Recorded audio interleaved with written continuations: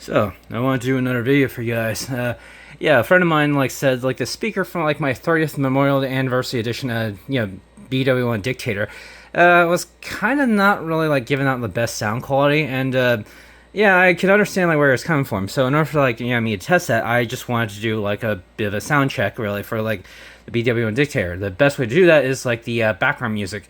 Yeah, that it comes with. It comes with two: the opening theme, "True Dream," as well as one of the insert songs. So yeah, let's pop this bad boy up.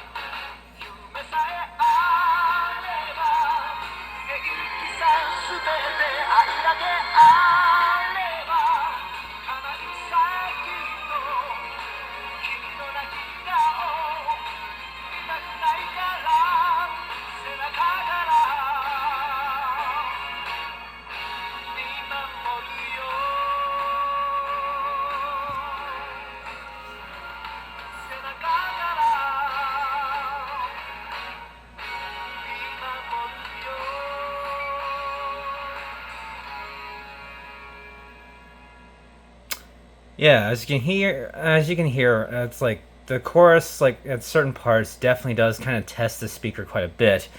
And my friend says he's thinks the speaker is a bit on the cheaper end, and yeah, the insert song is has a lot better than the opening theme. So let's try that.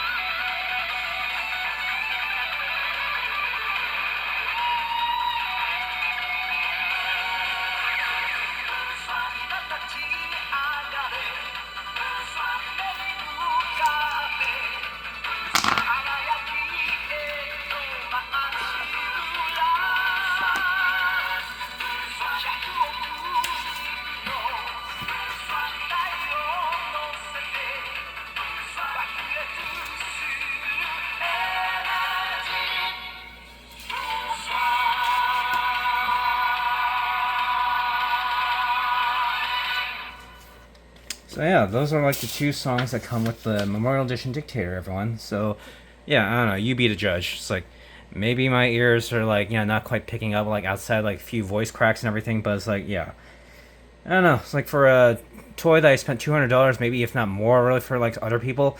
It's like they could have like not cheap down the speakers. Like seriously, Bandai.